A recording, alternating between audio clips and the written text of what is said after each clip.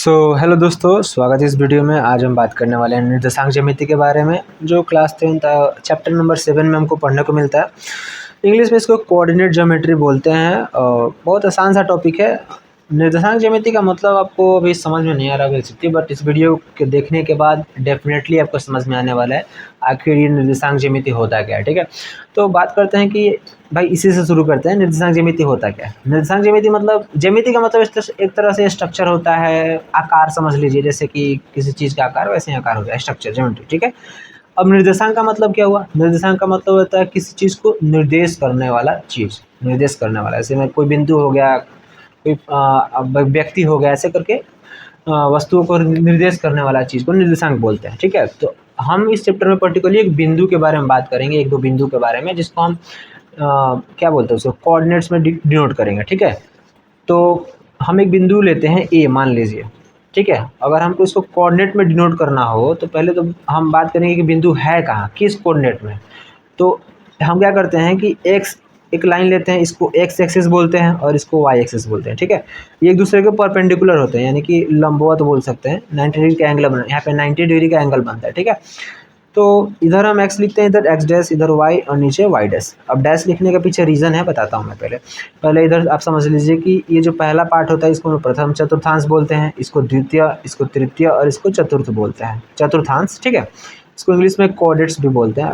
अब अगर नहीं पता तो मैं बता देता हूँ आपको। ठीक है, अब देखिए, कोई भी बिंदु होता है तो वो दर्शाने के लिए हमको दो वैल्यू चाहिए होता है, एक x और दूसरा y। ठीक है, तो यहाँ पर देखिए, ये मेरे पास एक बिंदु अगर इस ये है तो इसको दर्शाने के लिए पहले मैं यहाँ पे x का वैल्यू लिखूंगा, फिर यहाँ पे y का। यहाँ पे ऑलरेडी 0 0 है, तो 0 0 वैसे यहाँ वैल्यू होता है। ये पॉइंट में सेंटर में आपको दिख रहा है ना, पॉइंट में 0 0 यहाँ पे दिख रहा है आपको। इसको हम लोग मूल बिंदु भी बोलते हैं। ठीक है, तो याद रखिएगा, सेंटर पॉइंट, मूल बिंदु 0 0 होता है, यहाँ पे एकदम बीच में होता है। तो ये बाय डिफ़ॉल्ट है, यहाँ पे कुछ भी वैल्यू हो सकता है, जैसे 2 हो सकता है, 4 हो सकता है, 6 -8, ऐसे कोई भी वैल्यू आप रेंडम ले सकते हैं। ठीक है, कोई दिक्कत नहीं है। तो ये हमारा x का निर्देशांक होगा, ये हमारा y का निर्देशांक होगा। ठीक है, तो इस तरीके से किसी बिंदु का हम निर्देशांक लिखते हैं, पहले x फिर y लिखते हैं। ठीक है, निर्देशांक समझ में आया? निर्देशांक मतलब उसका पॉइंट x पे कहाँ है, y पे कहाँ है। ठीक है, तो अब ये प्लस माइनस के बारे में देख लेते हैं क्या है। प्लस माइनस क्या होता है कि अगर इस बिंदु से हम इस तरफ जाएंगे, मतलब दाहिने तरफ, यहाँ से इस तरफ, तो x का वैल्यू जो होता है प्लस में होगा, और ऊपर की तरफ जाएंगे इस बिंदु से ऊपर, यानी ये जो बिंदु दिख रहा है यहाँ से ऊपर की तरफ बढ़ेंगे तो हमारा y का वैल्यू प्लस में होगा। मतलब इस कोऑर्डिनेट में ये जो दिख रहा है आपको, यहाँ से ये वाला पूरा कोऑर्डिनेट, ऊपर का इतना। ठीक है, इस कोऑर्डिनेट में कोई भी बिंदु होगा वो पॉजिटिव होगा, मतलब उसका निर्देशांक। ठीक है, या फिर वो उसमें जो भी निर्देशांक अंक होंगे वो पॉजिटिव होंगे। ठीक है, जैसे मान के चलते हैं, यहाँ पे हम एक बिंदु ले लेते हैं, इस जगह पे मान लेते हैं कि इसका निर्देशांक है 3,2। मतलब इधर से 3 स्टेप आएगा x पे, यहाँ पे 1 2 3 यहाँ पे आएगा, देखिए 3 पे, और y पे 2, तो यहाँ पे 1 2। एग्जैक्टली अभी आपको समझ में नहीं आ रहा होगा, बट मैं एक दूसरा फिगर बनाऊंगा, वहाँ पे मैं बताऊंगा कि बिंदु को कैसे निर्देश करते हैं। ठीक है, यहाँ पर आप बेसिक कॉन्सेप्ट समझिए। तो प्लस प्लस समझ में आया कि क्यों लिखा गया, यहाँ पे जो भी अंक होंगे प्लस में होंगे। यहाँ पर मान के चलिए, यहाँ पे मैं एक बिंदु लिखता हूँ, तो मैं लिखूँगा यहाँ पे -3, -1। तो ये -3x का वैल्यू आया ना, तो इसलिए यहाँ पे माइनस में लिखा हूँ, और यहाँ पे y का वैल्यू हमेशा प्लस में रहेगा। मतलब इसमें ऐसे बिंदु होंगे जिसका निर्देशांक x में माइनस होगा और y में प्लस होगा। तृतीय में क्या होता है कि दोनों माइनस में होते हैं, ये माइनस हमारा हो जाएगा 3 -2। ठीक है, दोनों अंक हमारे माइनस में, इसलिए यहाँ पे माइनस माइनस लिखा गया है। ठीक है, यहाँ पे प्लस माइनस क्यों लिखा है मैंने, क्योंकि यहाँ पे अगर कोई भी बिंदु होगा तो x वाला वैल्यू होगा प्लस में होगा, तो पहले x का वैल्यू लिखेंगे। तो मान लेते हैं हम x का वैल्यू 1 है, चूँकि ये थोड़ा सा नज़दीक आ रहा है इसके, तो 1, और y का वैल्यू माइनस में लिखेंगे, जो कि हो मान लीजिए 1.5 है। ठीक है, तो यहाँ पे y का वैल्यू माइनस में है होगा, इसलिए यहाँ पे प्लस और माइनस लिखा गया है। ठीक है, तो आपको समझ में आ गया होगा जहाँ तक मुझे लगता है, ये प्लस प्लस वाला चक्कर जो भी है। ठीक है, अब ये सेंटर बिंदु यानी कि मूल बिंदु वाला भी कॉन्सेप्ट को समझ में आ गया होगा कि यहाँ पे जो सेंटर में होता है बिल्कुल इसको मूल बिंदु बोलते हैं। ठीक है, और यहाँ पे कुछ नोट लिखा गया, आप देख लीजिए कि x अक्ष पर स्थित सभी बिंदुओं का y निर्देशांक 0 होता है, और y अक्ष पर स्थित सभी बिंदुओं का x निर्देशांक 0 होता है। इसको समझिए थोड़ा सा, बहुत इंपॉर्टेंट कॉन्सेप्ट है, बहुत बच्चों को वो समझ में नहीं आता है, भले ही मैंने इसको नोट में लिख दिया, बट इंपॉर्टेंट है दोनों। ठीक है, अब देखिए, मान के चलिए कि मैं एक बिंदु ले लेता हूँ, जैसे कि यहाँ पे मैं लिखता हूँ 3,0 और 0,3। लगभग सिमिलर है। मतलब आप कहिएगा कि 3 के जगह पे 0 लिख दिया, 0 की जगह पे 3 लिख दिया, आपस में बदल गए हैं, ठीक है। बट एग्जैक्टली मैं अगर बताऊं तो ये दोनों आपस में बहुत डिफरेंट है और ये अलग अलग जगह पे आ जाएंगे। देखिए बताता हूँ। यहाँ पर देखिए, यहाँ पर ये हमारा x निर्देशांक है। देखिए x निर्देशांक पहले होता है और y निर्देशांक हमारा क्या होता है, बाद में होता है। तो x का निर्देशांक यहाँ पे क्या है, 3 है, और y का निर्देशांक यहाँ पे क्या है, 0 है। तो y का निर्देशांक देखिए यहाँ पे 0 यहाँ पे आ गया, और x का निर्देशांक हमारा क्या है, 3 है। तो यहाँ से x पे 3 जाएंगे, तो 1 2 3, तो यहाँ पे आ गया, ठीक है। मान के चलिए यहाँ पे ऐसे में से कर देता हूँ, ठीक है। तो पहला दूसरा तीसरा यहाँ पे आ गया बिंदु, और y पे हमको कितना जाना है, 0 जाना है। तो ऊपर हम कहाँ जाएंगे, 0 जाएंगे, मतलब जाना ही नहीं है भाई, खत्म कहानी, ठीक है। वैसे ही देखिए यहाँ पे 0 और 3 का हमको पहले क्या है, x पे 0 लेना है। तो x पे 0 तो यहीं पे हो गया, सेंटर पॉइंट पे, ध्यान रखिएगा। और y पे हमारा 0 क्या होता है, सॉरी y पे हमारा 3 दिया है यहाँ पे 3। तो हम y वाले एक्सिस पे ऊपर की तरफ जाएंगे, क्यों, क्योंकि यहाँ पे प्लस है, ये भी ध्यान रखिएगा। मैंने अभी बताया कि प्लस माइनस क्यों ले रहे हैं। अगर ये -3,0 होता है तो हम इधर जाते, x पे ही जाते हैं, बट इधर जाते हैं, इस तरफ। जो मैंने यहाँ पे लिया है ना, वो यहाँ पे लेते हैं। अगर ये y में यहाँ पे प्लस में दिया है 3, तो हम इसके ऊपर जाएंगे, जैसे यहाँ पे 1 2 3, तो ये बिंदु हमारा आ गया, ये वाला, ये हमारा 0,3 है, ठीक है। और यहाँ पे अगर ये 3 माइनस में होता तो हम यहाँ पे नीचे आते हैं, यहाँ पे 1 2 3 यहाँ पे आते हैं, ठीक है। तो वही यहाँ पे क्या गया कि x अक्ष पर स्थित सभी बिंदुओं का y निर्देशांक 0 होता है। यहाँ पे देखिए x अक्ष पे ये बिंदु हमारा है, इसका y निर्देशांक यहाँ पे देखिए 0 है, ठीक है। इवन यहाँ पे इस बिंदु के भी अगर मैं बात करूँ तो ये 2,0 है, ये 1,0 है, ये 3,0 है। यहाँ पर देखिए ये हमारा 0,3 है, ये 0,2 है, ये 0,1 है। तो यहाँ पर देखिए यहाँ पे y का निर्देशांक 0 है जो x एक्सिस पे है, और y एक्सिस पे जो है उनका x वाला निर्देशांक 0 है। देखिए 0 है 0 है 0 है। तो वही यहाँ पे बात करेंगे कि y अक्ष पर स्थित सभी बिंदुओं का x निर्देशांक 0 होता है। देखिए यहाँ पे x वाला 0 है, बस वही है। ये दो कॉन्सेप्ट आई होप आपको समझ में आया होगा। नहीं आया तो एक बार थोड़ा सा वीडियो पीछे करके देख लीजिए, आपको डेफिनेटली समझ में आने वाला है, ठीक है। चलिए अब हम थोड़ा सा आगे बढ़ते हैं। इंट्रोडक्शन पार्ट इतना ही था, खत्म हो चुका है। नेक्स्ट टॉपिक इसी चैप्टर का, उसको देखते हैं। तो नेक्स्ट टॉपिक हमारे यहाँ पे दो बिंदुओं के बीच की दूरी के बारे में है, ठीक है। यानी कि निर्देशांक ज्यामिति के अंदर, यानी कोऑर्डिनेट्स के अंदर किसी भी चतुर्थांश में, जैसे ये मैं फर्स्ट चतुर्थांश लिया है, यानी कि पहला चतुर्थांश लिया है, ठीक है, जिसमें x और y का जो भी वैल्यू होता है वो पॉजिटिव होता है, ठीक है। अभी हमने बताया आपको। यहाँ पर दो बिंदुओं के बीच की दूरी अगर हमको पता करनी हो तो हम फार्मूला का यूज़ करते हैं, जो फार्मूला डिराइव आप कर सकते हैं, बट मैं इसमें नहीं बता रहा हूँ क्योंकि वो अननेसेसरी है, एग्जाम्स में नहीं पूछते हैं यूजुअली। आप अगर करना हो तो स्पेसिफिक वीडियोस में बना दूंगा, उस पर कमेंट करिएगा, ठीक है। तो मैंने डायरेक्ट यहाँ पे फॉर्मूला लिखा है। जैसे यहाँ पे तो अगर दो बिंदु है, एक यहाँ पे है और एक यहाँ पे, ठीक है, इनके बीच हम दूरी मालूम करना है यहाँ से यहाँ तक, ठीक है। अगर इसका लोकेशन यानी कि निर्देशांक जिसमें x1 है y1 है और इसका निर्देशांक x2 y2, तो हम क्या करेंगे, x1 माइनस x2 कर देंगे और y1 माइनस y2 कर देंगे, ठीक है। और दोनों का स्क्वायर कर देंगे, जैसा कि यहाँ पे लिखा गया है x1 माइनस x2 का स्क्वायर, y1 माइनस y2 का स्क्वायर, और दोनों को हम ऐड कर देंगे, ठीक है, जोड़ देंगे, और उसके बाद रूट लगा देंगे। तो वो हमारा दूरी फार्मूला आ जाएगा। दूरी फार्मूला यानी कि यहाँ से यहाँ तक का बीच का दूरी आ जाएगा, ठीक है। ये बहुत ज़्यादा यूज़ होने वाला है, one of the important question है इस चैप्टर का। तो मतलब इम्पॉर्टेंट फार्मूला है, इस पे क्वेश्चंस आते हैं, वो इम्पॉर्टेंट होते हैं, ठीक है। तो इस फार्मूले को याद रखिए। अब देखिए दूरी सूत्र का यूज करके हम आकृति की भी पहचान कर सकते हैं। वो कैसे, जैसे मान के चलिए यहाँ पे ट्राइंगल दिया गया है, ठीक है। ये ट्राइंगल है, ये ए मान लेते हैं, ये बी मान लेते हैं, ये सी मान लेते हैं, ठीक है। हम कहेंगे ये एक समबाहु त्रिभुज है। समबाहु त्रिभुज कब होता है, आपको पता होगा कि जब ए बी बी सी, ये बी सी और ये सी तीनों भुजा बराबर हो, ये भी तीनों आपस में बराबर हो, तो हम कहेंगे कि ये एक समबाहु त्रिभुज है, ठीक है। समबाहु, तो समबाहु के लिए क्या कंडीशन है कि a B equal to B c equal to A c. तो हम क्या करेंगे, यहाँ पर देखिए, अगर मैं यहाँ पे एक और बिंदु ले लूँ तो यहाँ पे एक त्रिभुज बन रहा है, ध्यान से देखिए, बन गया त्रिभुज ना।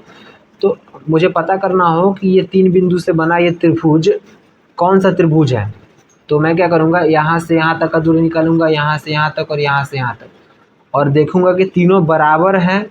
अगर तीनों बराबर हैं तो समबाहु हो जाएगा। अगर दो ही बराबर हैं, A B equal to B C है, या फिर A B equal to A C है, या फिर A C equal to B C है, तीनों में से कोई भी हो, मतलब दो ही भुजा बराबर हो, तो उसको हम बोलेंगे समद्विबाहु, यानी कि जिसका दो भुजा बराबर हो तो उसको समद्विबाहु बोलते हैं। ठीक है, तो ऐसे हम ट्राइंगल यानी कि त्रिभुज का आकृति पता लगा सकते हैं कि कौन सा त्रिभुज है। ठीक है, और समकोण त्रिभुज के मतलब ये तो समद्विबाहु का हो गया, समद्विबाहु, द्विबाहु। ठीक है, अब हम बात करते हैं अपने क्या बोलते हैं समकोण त्रिभुज के बारे में। ठीक है, समकोण का हम कैसे पता लगाएंगे? समकोण का पाइथागोरस प्रमेय अगर आपने नहीं पढ़ा तो मैं बता दूं आपको। समकोण त्रिभुज कुछ ऐसा होता है जिसमें एक 90 डिग्री का एंगल बनता है यहाँ पे। ठीक है, बाकी इन दोनों का जो दोनों का एंगल होता है उसका एडिशन यानी योग क्या होता है कि 90 के बराबर होता है। तो इसमें हम क्या करते हैं, अगर हम इसको मान लें ए, इसको बी और इसको सी, तो a square plus b square equal to होता है सी स्क्वायर के। ठीक है, ये होता है हम लोग का पाइथागोरस। तो इसी पे बेस्ड है कि हम क्या करेंगे, यहाँ से लेकर यहाँ तक का दूरी निकालेंगे, फिर यहाँ से लेकर यहाँ तक का दूरी निकालेंगे और यहाँ से लेकर यहाँ तक का दूरी। ठीक है, यानी इसमें भी ए बी, बी सी और सी ए निकालेंगे और देखेंगे कि ए बी का स्क्वायर यानी कि ए का स्क्वायर, बी सी का स्क्वायर यानी कि बी का स्क्वायर और सी ए का स्क्वायर यानी कि सी का स्क्वायर निकाल करके देखेंगे कि ये कंडीशन फॉलो हो रहा है कि नहीं। अगर ये कंडीशन हम लोग का सच हो जाएगा तो हम बोलेंगे कि वो समकोण त्रिभुज है। ठीक है, तो इस तरीके से दूरी सूत्र का यूज करके हम पता कर सकते हैं समबाहु त्रिभुज है हमारा 3 बिंदु वाला जो आकृति है, या फिर समद्विबाही है, द्विबाहु है, समकोण है, या फिर कोई अन्य रैंडम सा, मतलब ऐसा ही कुछ भी नहीं है, बस एक त्रिभुज बन गया है, ऐसा भी हो सकता है। ठीक है, तो इस तरीके से आकृति का पता लगा सकते हैं। इवन हम चतुर्भुज में भी लगा सकते हैं। ठीक है, तो चतुर्भुज का भी रहने देते हैं, त्रिभुज ही समझिए अभी आप।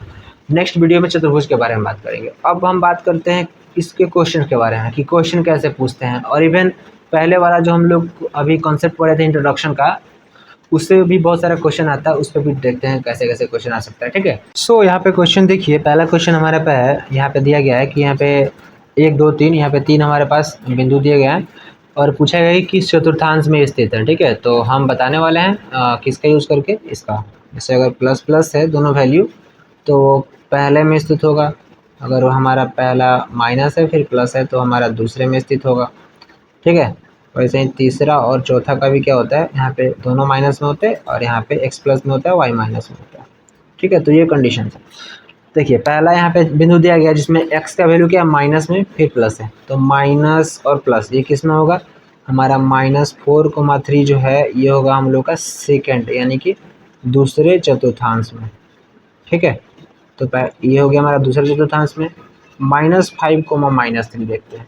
ठीक है, तो यहाँ पर देखिए माइनस इधर भी है माइनस इधर भी है, मतलब x भी माइनस वाई भी माइनस, तो x भी माइनस वाई भी माइनस किस में, थर्ड में, तो लिखेंगे तृतीय चतुर्थांश में। ठीक है, और यहाँ पे थर्ड नंबर क्या है, 5 और 4, 5 4, ये देखिए दोनों प्लस में, यहाँ पे देखिए प्लस में तो ये प्लस प्लस किस में है, प्रथम में, तो लिखेंगे प्रथम चतुर्थांश में। ठीक है, तो बहुत आसान है, ये आपको बस पता होना चाहिए कैसे कैसे। ठीक है, तो ये इतना याद रहेगा तो इजीली आप ये सब क्वेश्चन सॉल्व कर सकते हैं। ठीक है, तो पहला तो हो गया। दूसरा देखते हैं, यहाँ पे ए से बी की दूरी ज्ञात करना है, जहाँ पे ए दिया है और बी ए दिया है। ठीक है, तो एक डायग्राम बना देते हैं इसका। ठीक है, डायग्राम आप नहीं भी बनाइएगा तो भी चलेगा, बट मैं यहाँ पे समझाने के लिए आपको बना देता हूँ। यहाँ पे देखिए ऐसे मान लेते हैं कि हमारे पास इसको पूरा लेना पड़ेगा हमको, यहाँ से यहाँ तक। यहाँ पे देखिए ये 1 2 है, तो 1 2 दोनों प्लस में है, तो यहाँ पे होंगे, मान के चलिए यहाँ पे ले लेते हैं 1 2। ठीक है, ये 1 2 बिंदु हो गया।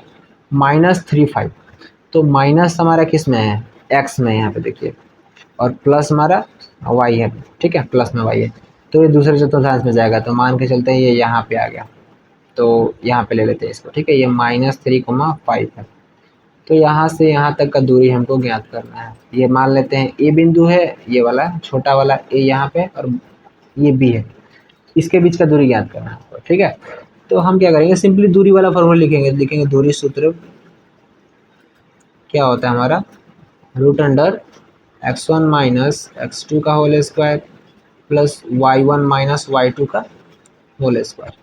ठीक है, ये आप सही से लिख लीजिएगा। तो हमारा क्या हो जाएगा, यहाँ पे x1 क्या है, 1 है, और माइनस लगा देंगे, और x2 हमारा क्या है, -3। ठीक है, देखिए यहाँ पे 1 है और यहाँ पे -3, तो इसको x1 मान लेंगे, हमारा x2 है। ठीक है, और इसका हमको क्या करना है, होल स्क्वायर करना है। और फिर प्लस करना है, ठीक है। प्लस यहाँ पर देखिए y1 क्या है हमारे पास, यहाँ पे देखिए 2 है, 2 और यहाँ पे 5, तो 2 माइनस 5, ठीक है, इसका होल स्क्वायर करना है और इस सबका रूट अंडर करना है।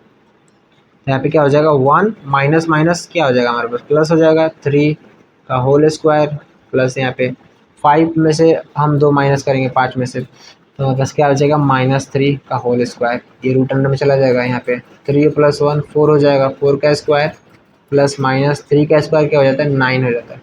यहाँ पे क्या हो जाएगा 4 का स्क्वायर 16 + 9, ये हमारा आ गया रूट अंडर 25 और इसका हमारा पास आ जाएगा 5 आंसर।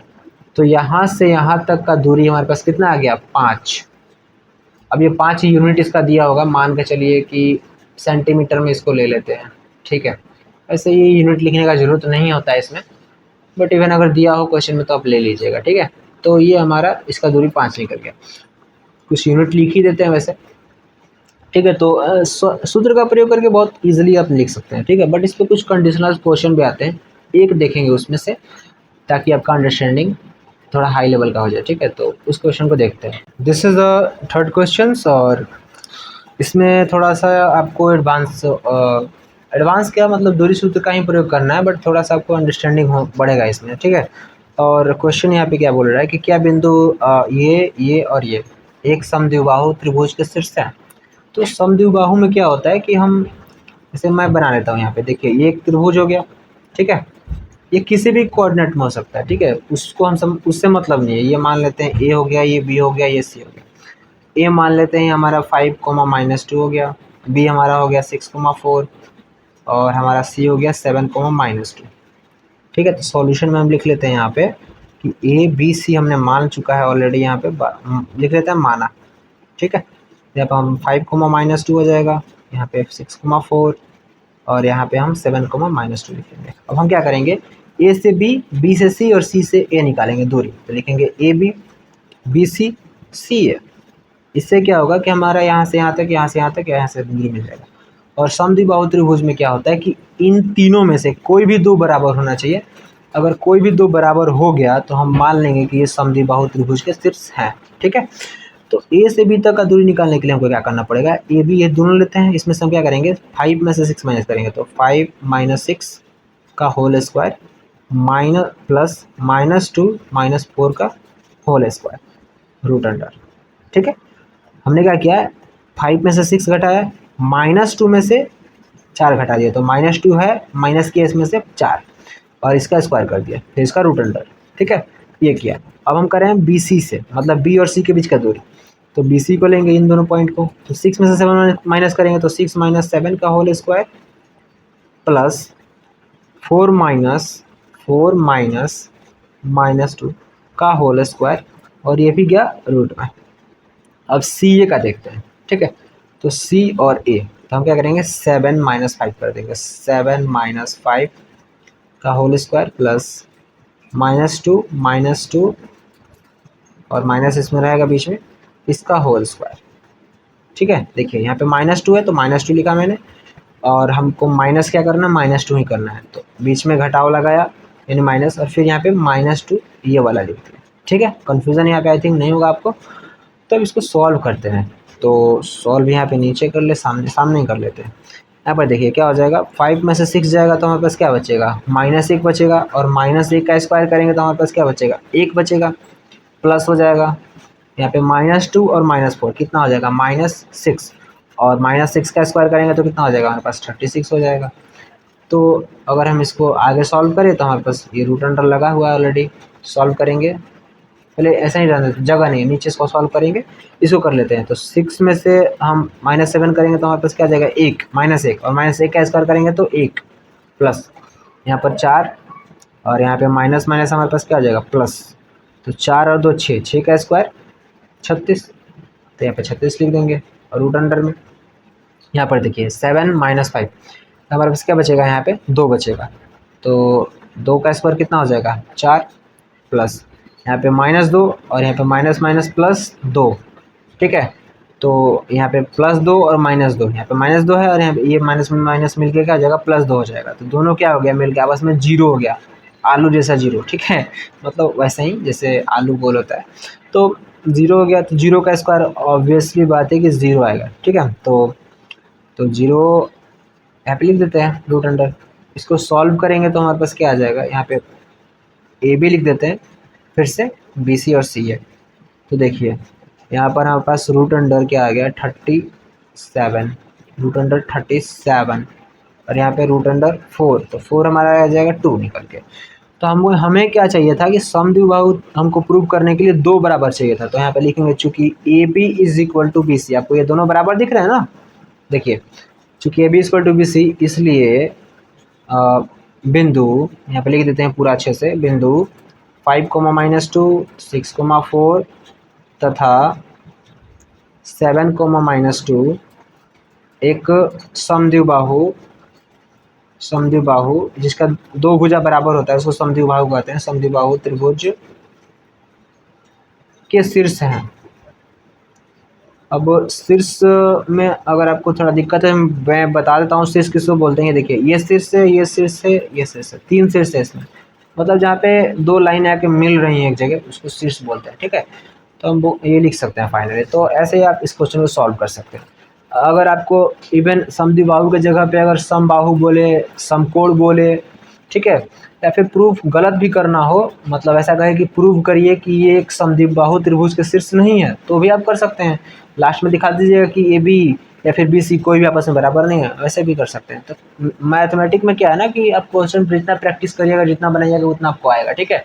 तो मैं यहाँ पे क्या करता हूँ, सिर्फ कॉन्सेप्ट बता देता हूँ और 1-2 क्वेश्चन करा देता हूँ, ठीक है। अगर आप कमेंट करें तो मैं पूरा एक्सरसाइज एनसीईआरटी का सॉल्व कराऊंगा। तो आज के लिए इतना बहुत है। Thanks for watching.